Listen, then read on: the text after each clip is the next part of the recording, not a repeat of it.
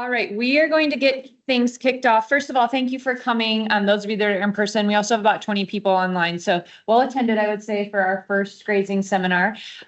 Mitch Stephenson's here to chat with us today. Mitch really needs no introduction. An incredible scientist, an incredible person, and an incredible collaborator for many of us in the room. So thank you so much for being here. This kicks off our grazing systems seminar series, which has been a work in progress for some of us. Chris and I have been working on this, I think, for the better part of 3 years now. Yes, to kind of really bring a more focused effort around grazing systems at CSU. And so this kicks us off. This is the start of what will likely be an 18-month seminar series where we're bringing together from 5 different colleges, the College of Ag, the College of Liberal Arts, the College of Engineering, the Warner College of Natural Resources, and I'm missing one, Chris. Oh, College of Vet Med and Biomedical Sciences. So we have worked collaboratively across those colleges to really develop shared interests in grazing systems. And so this is kicking off an 18-month or so series where we're really trying to foster community in this space at Colorado State. So Mitch is our first person who's gonna kick us off. And I'm gonna turn it over to him this time. All right. Thank you. Yeah. Thank you for the invite. It's a little bit humbling to be the first. I guess you only go up from here, right? And so, but yeah, thank you for the invite to come down and talk. And just share a little bit about some of the things that we've got going on up in Nebraska. And so as she mentioned, I'm the rangeland extension specialist at our Panhandle Research and Extension Center, which is located in Scottsbluff, which is in the Panhandle. The really nice thing about coming to Colorado State here is it's about 2 hours compared to the 6 hours that I have to go to get to my own campus. And so really a beautiful drive to come down and it's really great to see some of the people that I get to work with. And so a little bit about our research and extension centers is our mission is to develop solutions that enhances the lives of Nebraskans through improved management of landscape, production systems, and resources across the state.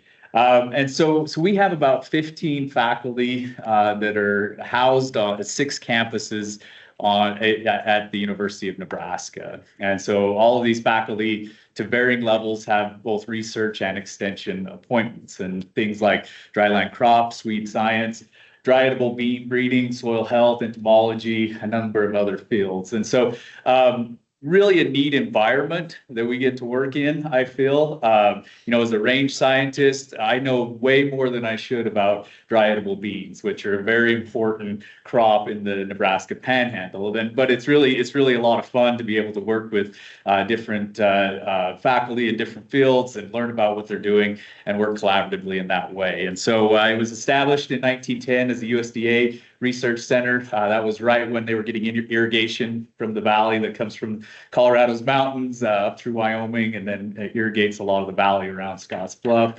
And then it transferred over to UNL in 1948.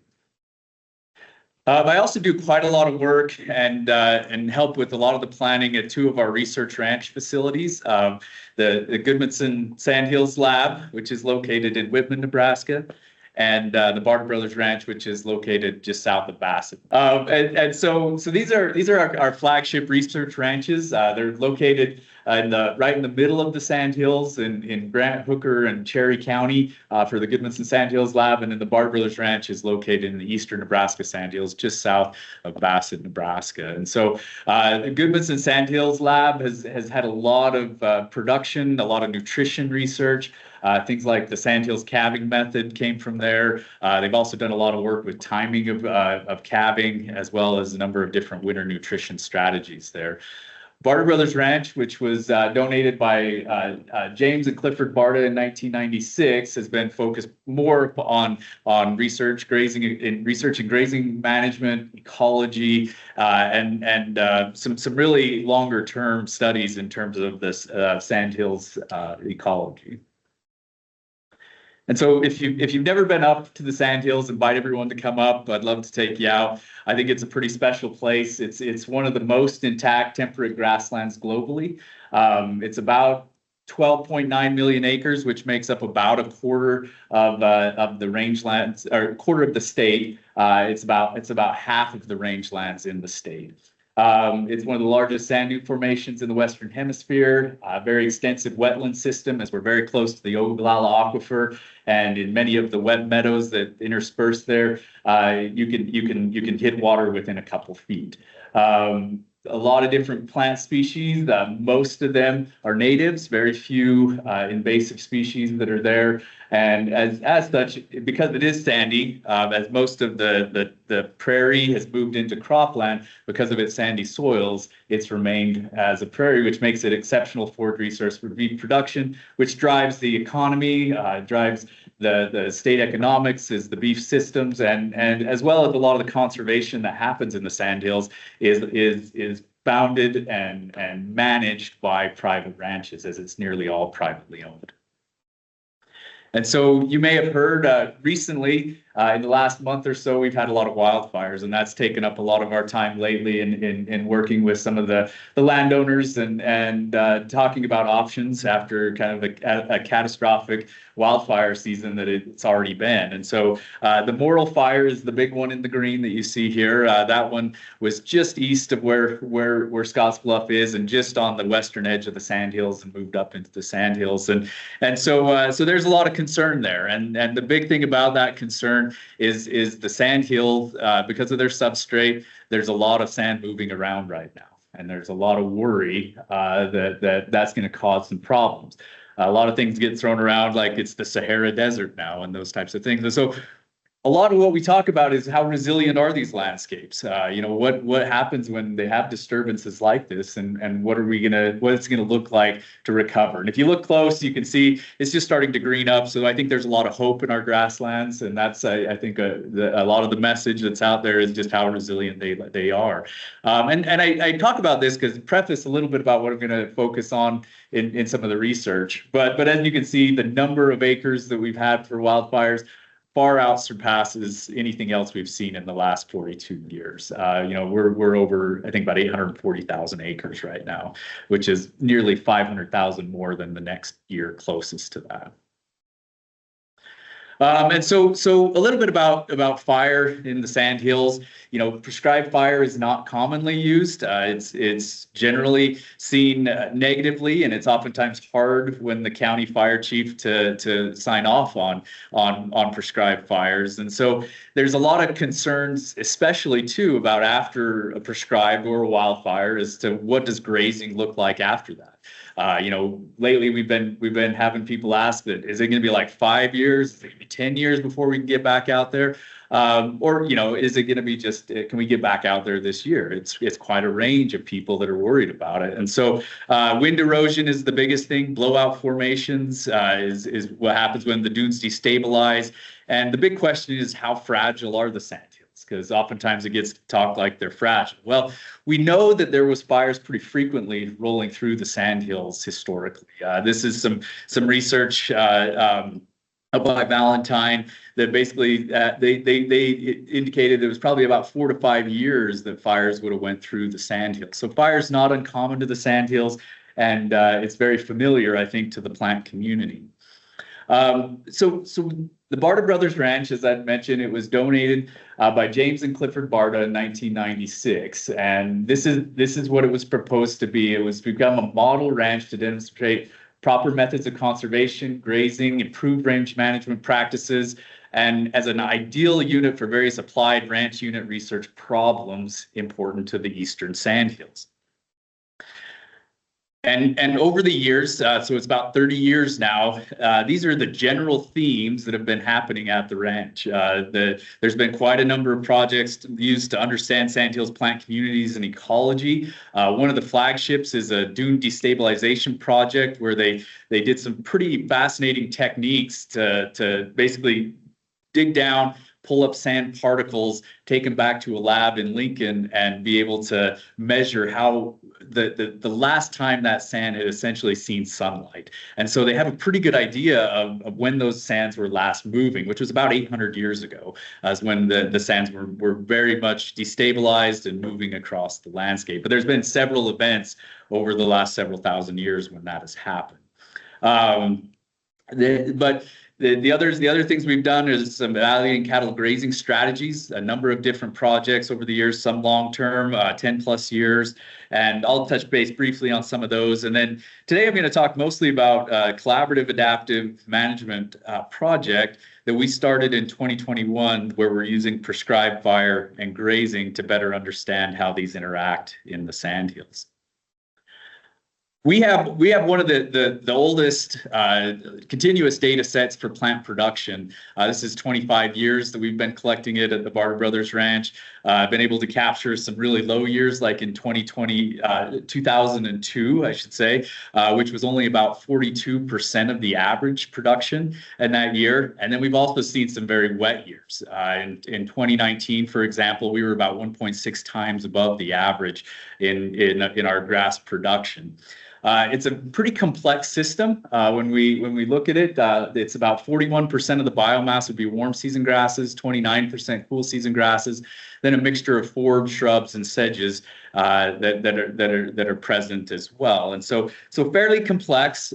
Some things that we've been working on more recently is looking at the dynamics of those C3 cool season grasses and C4 warm season grasses and how they interact based on precipitation, temperature, other weather variables. Because as you can kind of see from this, there's a lot of movement in how they respond to different times. And so this table basically shows that graph just in a different way.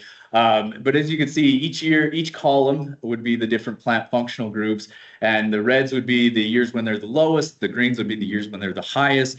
And what we've seen, especially with our cool season grasses, is there tends to be a very cyclical nature of low amounts of cool season that are based on previous years, dry or warm conditions, and then that tends to carry over into the current year. In 2002, for example, we saw a very dry year, and we've seen relatively low amounts of cool season grasses in each of those years, whereas our warm season grasses have not had quite as much of a drop, and they tend to be more a function of what they get in the current year during the summer.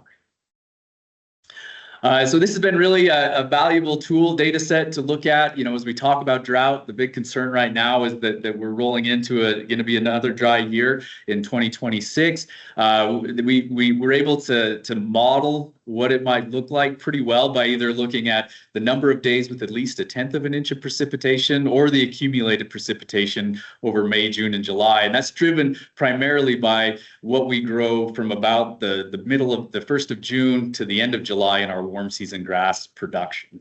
And so that's really where we get the June and July as being really good predictors of that biomass.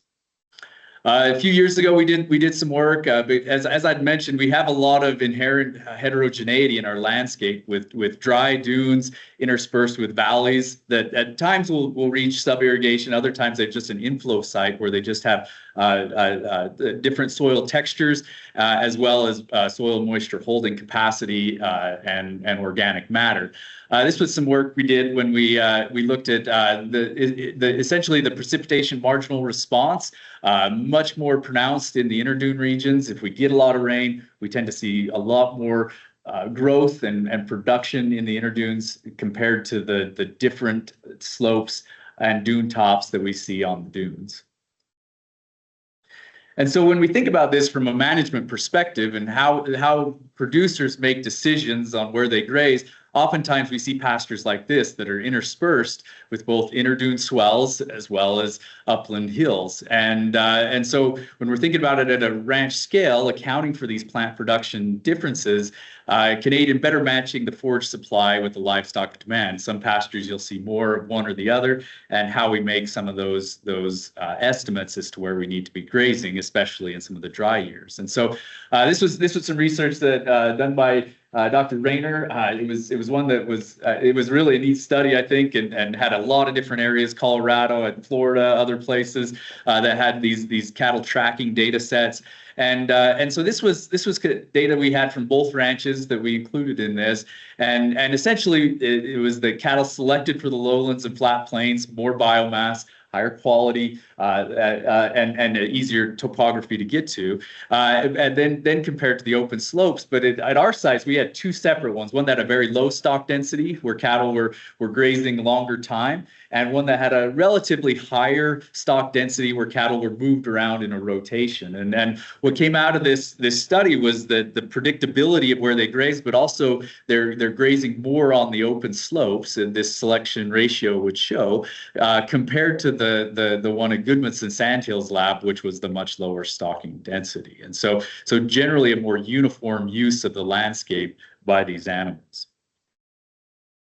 A few of the other studies that we've had is looking at a mob grazing. This was before I had started at UNL. This study where they were moving cattle twice a day on some of our sub-irrigated meadows, looking at everything from dung beetles to soil health, and comparing that to across the different grazing strategies. We've looked at the frequency of grazing on some of our upland pastures, as this graph shows here, going in either once a year or multiple times a year, as well as some of the timing of grazing. Like if we do graze early in the year, how does that affect the following year's biomass and plant community? And so there's a lot of stuff that it would take a lot of time for me to get into all these different studies, and it's across a lot of different faculty at UNL. But really we'd come to a point where all these studies had reached an end. And so this is where we start the story of what we have going on now. And so it was 2020. Most of these studies had wrapped up. Some of you know Dr. Walt Schacht. He was a long-term ecologist at University of Nebraska, did a lot of research at the Barter Brothers Ranch, and he was getting towards the end of his career and wrapping up projects. But he said, what's next? What are we going to do at this place when we leave? And we had followed some of the work that was done here in Colorado, this collaborative adaptive rangeland management project, for a number of years. Dr. Augustine, others I know have been involved in it, EJ, and really impressed by the collaborative nature of it, bringing in stakeholders, which was also our mission, and learning more about the needs of what people had in the area around the ranch. And so Dr. Schacht was also with Dr. Craig Allen, Craig Allen, if you don't know him, he's worked in adaptive management, not so much in rangeland systems, but in some in lake systems, other kind of conservation areas. And so they got together, they wrote some grants, they got some funding to start this project, got it started, got the stakeholders together, and then retired. And so that left myself and Dr. Dan Uden and Dr. Gwender Meredith to try to carry on this project. And I hope we've done it justice in terms of what they started. And so, but really great scientists and had excellent careers. And so it was really, really fun to work with them and to follow on and still have them involved to some capacity. But when we talk about collaborative adaptive management, this is the definition that we're using in this project. We use it as a resource management approach that combines adaptive management principles with collaborative governance, engaging multiple stakeholders in a structured, experimental, and iterative process to achieve desired outcomes. And so these are the logos of both the ranches and the organizations that we had involved. The Sandhills Task Force is a grassroots organization in the Sandhills that do a lot of different things in regards to conservation, but they brought Sandhills ranchers, Nebraska Game and Parks, Fish and Wildlife, other groups, Ducks Unlimited, and they kind of pulled all those groups together to identify needs and go after grants that they could apply right to the ground. So a great partner in this.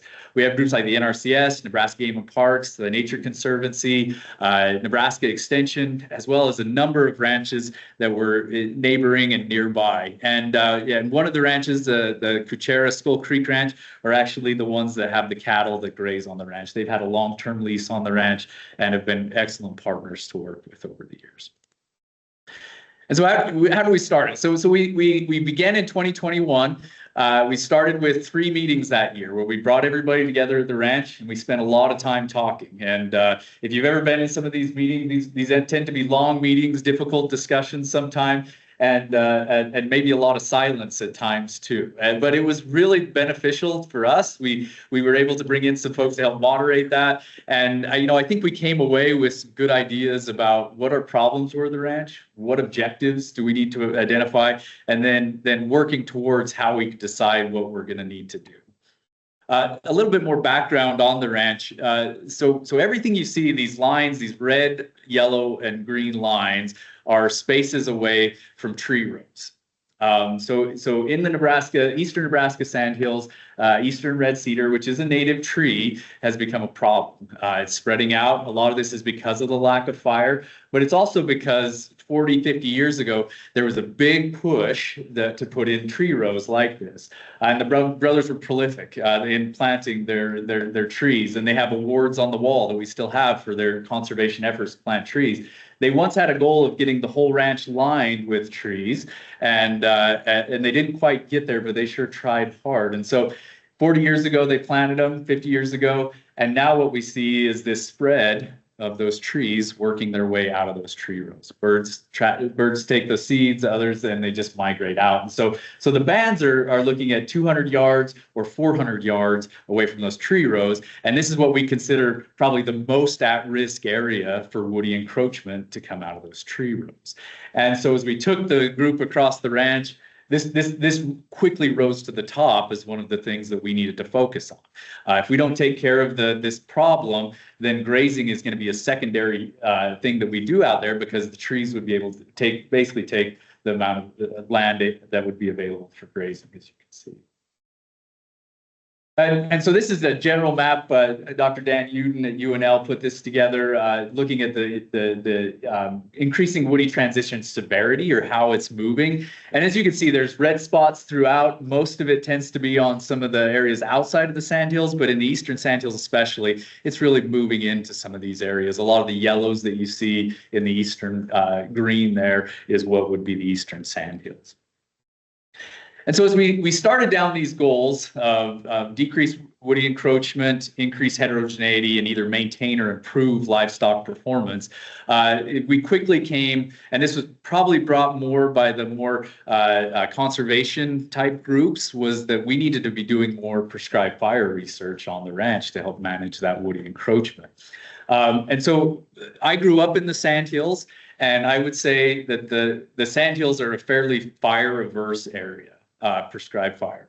And so and I felt that same way. So I kind of had a deep feeling of angst as we were going through this and starting that discussion, because I had very little experience with prescribed fire, and prescribed fire has always been something that has scared me, and as well as wildfire in terms of doing it. But our group was very good, and we talked about it. We went through all these different things. We pulled up the mountain of research on patch burn grazing that's out there, from both here in Colorado as well as Oklahoma, North Dakota, some in Nebraska, but not nearly as much, especially in the sandhills.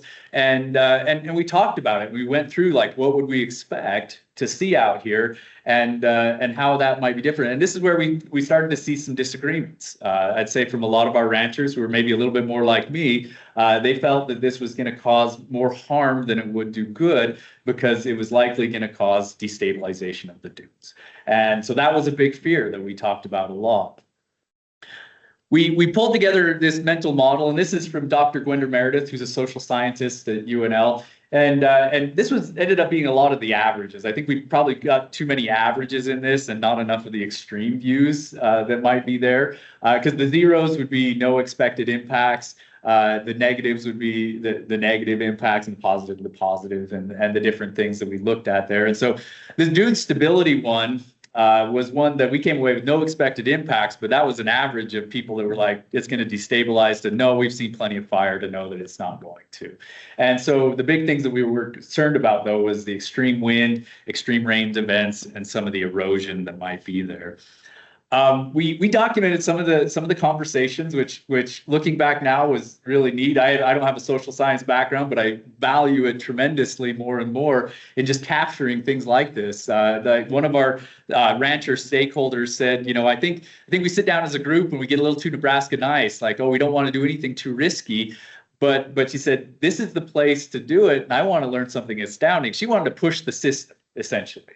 Wanted to do it. And we pitched it as like, this is a place to break things, right? This is a place where we can really do management that we wouldn't normally do.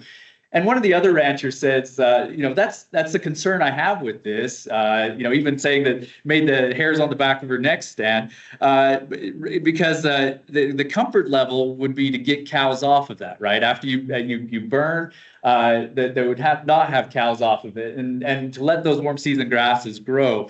And we want to do the nice thing, but this is our only opportunity for prescribed burn research on the ranch.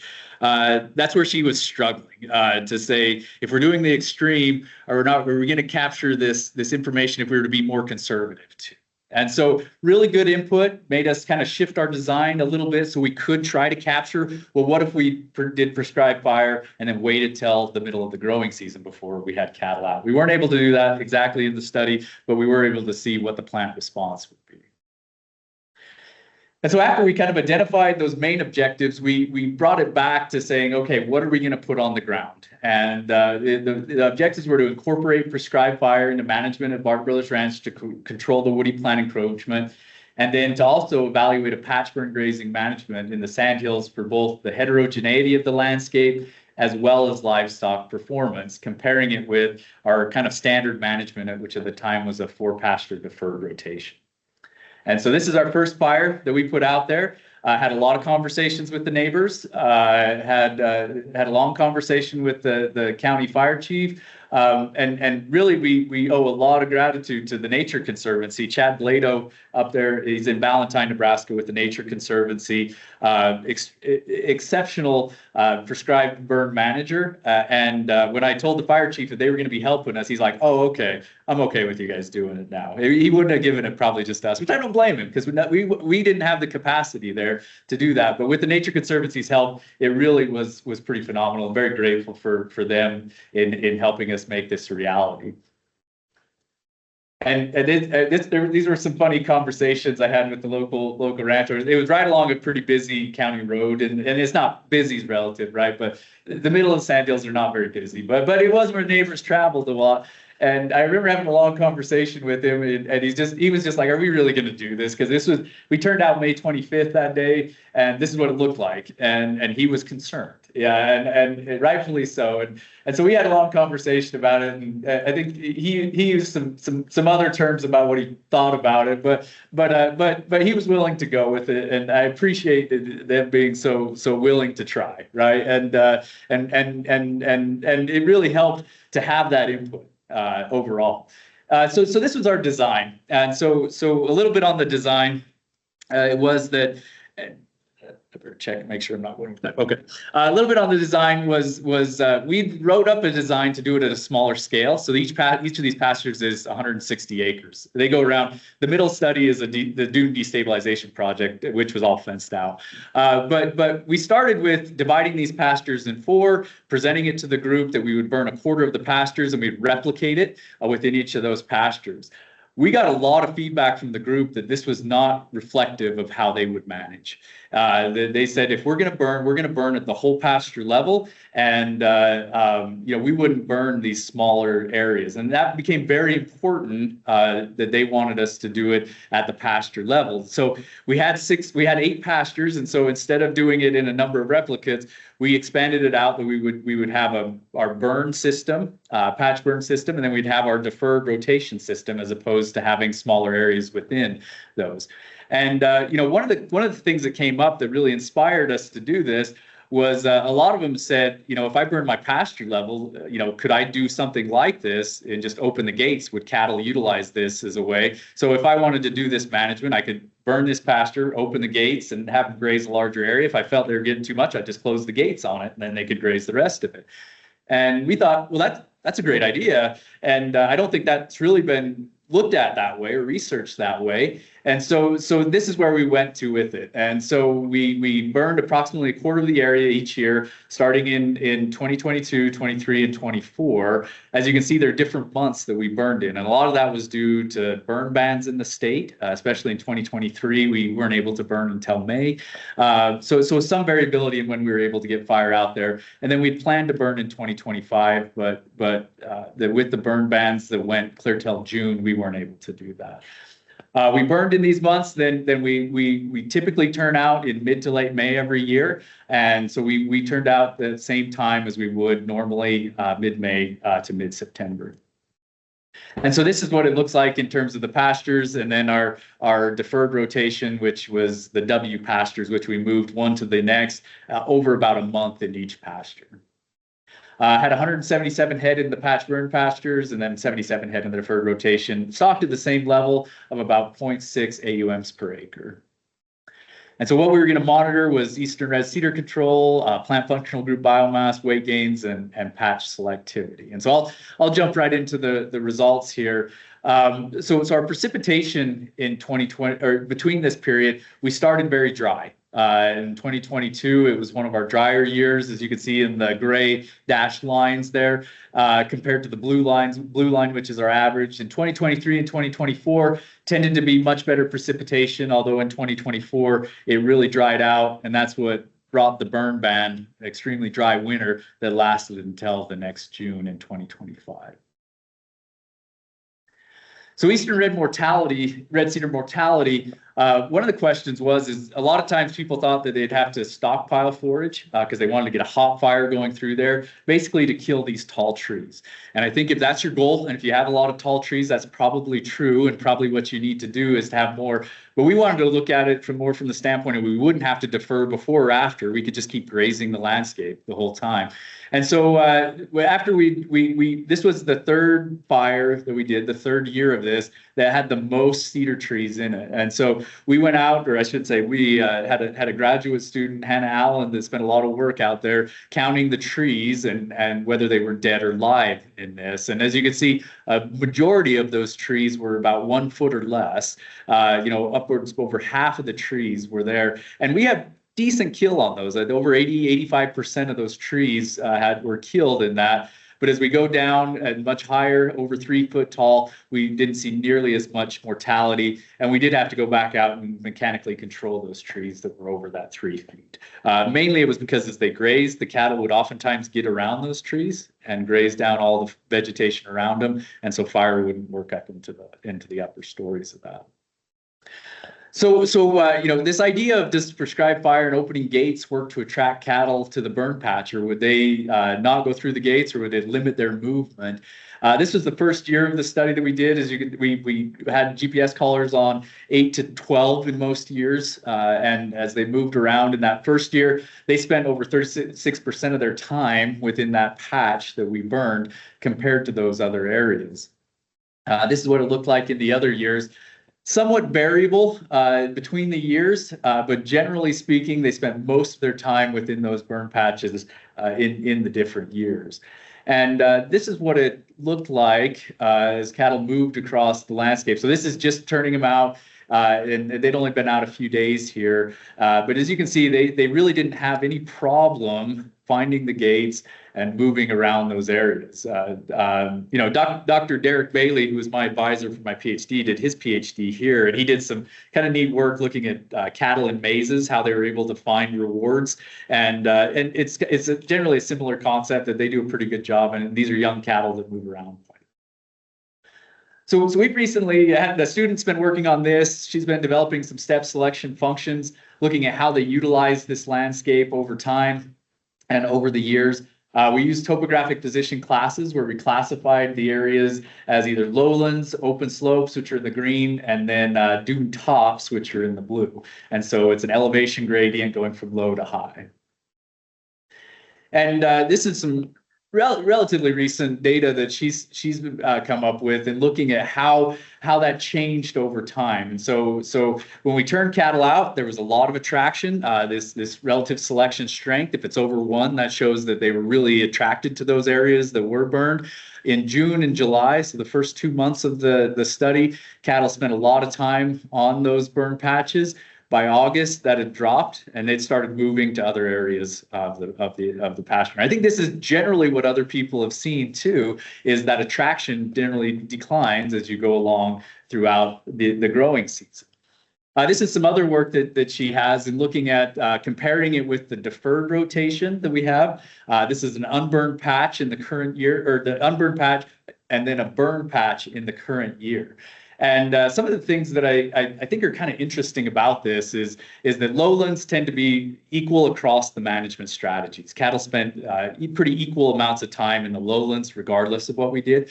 But as we look at the open slopes and the uplands, there was somewhere between a 15 and 30-ish% greater attraction selection strength to either the deferred rotation, which had a much higher stocking density, so we're kind of forcing them up into those upper areas with a higher stock density, or in the burned aspect, it's more along the lines of, I think, that's just better quality of vegetation, and they're going up into those open slopes and uplands, as opposed to in the unburned, where they're primarily using more. So this is an image of midsummer on some of that we burned and grazed it for about 2.5 months here, and comparing it to the unburned. So as you can see, it looked fairly utilized, fairly grazed down. We collected some fecal NIRS looking at crude protein that's out there, and generally speaking, we saw the declines higher in the camp pastures, lower in the west pastures that we saw here. Likely result of the higher quality forage patch, lower stock density, and then in the deferred rotation, moving cattle continually to mature forage that's there. Over the years, so this is the 3 years, we saw about 45 pounds overall increase in our patch burn graze system compared to the deferred rotation, which equated to about $100 per head in the markets that they had at the local sale barn there. So the rancher was very happy. He had no complaints about with that after that. And even though he was very concerned to begin with that his cattle wouldn't gain quite as well. When we look at vegetation, as I said, one of the questions we had was, well, if we just burn it, is that going to affect our standing biomass that grows that following year? And really, we didn't see any difference in any of our functional group categories. The big thing we saw was that if we didn't burn it, we had about 400 pounds of standing dead plant material and about 1,400 pounds of litter on the ground from the previous year, which you take that off, and that was always a big concern to build that back up. This is in a pasture that we burned and grazed in 2022, and this is tracking it 23 and then again in 24. So this is 1 year after would be the 23, 2 years after would be the 2024. And the big thing that we saw was that burning and grazing and then a drought year on top of it reduced the amount of warm season grass biomass by about 40% the following year. Increased the amount of forbs by roughly about the same amount, a little bit more. And so we did see that grasses went down, forbs went up, and standing dead material was still catching up in terms of both in year 1 and 2. But in year 2, we saw our warm season grasses recovered because we'd moved that grazing to another location, and grazing was much less on those areas. The forbs went back to where we would expect, and then standing dead continued to come. So really, the pattern fit within what the textbook would say would happen, right? And so recoupling this fire and grazing process is an ecological process of recently burned, heavy grazing, a lot more forbs, more bare ground come in, lower litter, lower standing biomass. 2 to 3 years later, we see that back. And this was in Oklahoma, and we're seeing the same process happening in the Nebraska sandhills. A few other findings. We really found that the cattle keyed in on our little blue stem plants. About 75% of little blue stem plants were grazed compared to unburned patches, which only about 30% of those grasses were grazed. And so it really opened up some of these plants that they hadn't been grazing as much. We see this in the utilization as well. And I'll just talk about August for the sake of time here. But as we get to August, you'll see that our warm season grasses, the WS, the gray bars, over 50% in every year. Whereas our cool season grasses were generally around 20 to 30% that we graze at. We think that this is partly because we turn out later in May. So those cool season grasses have a time to get mature and grow. Cattle probably aren't selecting them quite as much, whereas they really key in on those warm season grasses in this system. The other thing, just briefly, is we had several of these stakes in the ground as we went to the different places. Generally speaking, we saw less than about 1/3 of a centimeter of soil movement. So we did see some places that had deposition and some places where sand moved, but generally speaking, on average, we didn't see a whole lot of sand movement throughout there. And so I'd mentioned that in 2025, we had to bring the group together and basically say, we're not going to be able to get a fire out. What do you want us to do? And we had all these options. So we gave them a list of options to decide. One of those options were, hey, cattle prices are pretty good right now. Maybe we should just sell everything and just not graze anything, which some voted for as well. I think the rancher that owned the cattle might have voted for that one too. But they landed on this early stocking in N7. N7 was the one we planned on burning. So we just closed the gates. We grazed there. We grazed it at a pretty heavy level. We ended up grazing it for a little over a month, about a month and a week, and then we just opened up the gates to all the other pastures. And so we're still working through this data, but some of the initial findings were that compared to our deferred rotation, the first 2 months of weight gain, no difference between them, as you wouldn't expect, because they're both about the same stock density. When we opened that up, the latter 2 months of the study, those cattle gained about 20 to 25 pounds more just by having a lower stock density later in the growing season. So I think it's pretty interesting. The group they want to do this again. So instead of going back to burning, we're going to go into N5 this year and do that focal early grazing and then open them up again in that way. And so in the adaptive nature of the project, they're moving on to asking more questions about grazing and some of those things. And so just kind of wrapping up here now, at the end of it, Dr. Dick Winder-Meredith did a great job of pulling the group together and asking us all questions about knowledge confirmed, knowledge reconsidered, knowledge gained, and remaining questions. And I tried to summarize this in just some of the things that our stakeholders said, but some of the things that were confirmed was that prescribed fire is an effective tool in the sandhills for controlling eastern red cedar, enhancing forage quality, and influencing grazing behavior. Some of the reconsidered or amended was some long-held assumptions about fire risk, that fire can be successfully and safely applied in this landscape. There was some question about forage loss. They really thought that it would be long-term. They wouldn't be able to get out there. Soil instability, as I brought up, and then some about the greater cattle weight gains and fewer than expected unintended negative consequences that were there. Knowledge gained were that there was a stronger than expected fire grazer interaction, the quantifiable mortality of trees. They'd often heard, you go out and you burn it and you see those big trees that escape. A lot of people would go, well, that wasn't very effective fire. But even at these low, when you looked out, you saw the big trees. But being able to understand that there are hundreds of little trees that you might take out, even if you don't see it as a very effective fire that went out. So that was a lot of fun to talk about some of those. The cattle performance was a big one, and then previously unknown vegetation responses. So now we're looking into the future. They want to see more about fire timing and frequency. So they want to see more summer fires, more fall fires. Again, fills me with anxiety as we talk more fire, but we're going to try to do more fire out there and learn a little bit more about some of the different timing and frequencies of fire that might be out there. Some of these integrated grazing strategies, long-term soil, vegetation, wildlife, economic outcomes, and then improving scalability and cost effectiveness across a larger area tended to come out as well. So what did we learn? And this is more on my end, is using the CAM process, enhanced learning, the knowledge diffusion, the being able to be with these folks 2 or 3 times a year and really interact with them has been incredibly valuable for I think helping all the scientists that worked on this project better understand the system.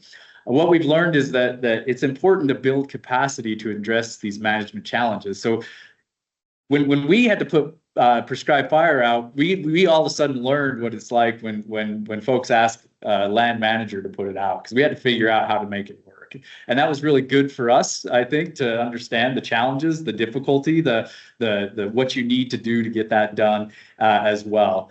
I think we had a greater understanding of the role of fire in cattle grazing in the sandhills. We saw very similar response as other landscapes, and so it adds to that research.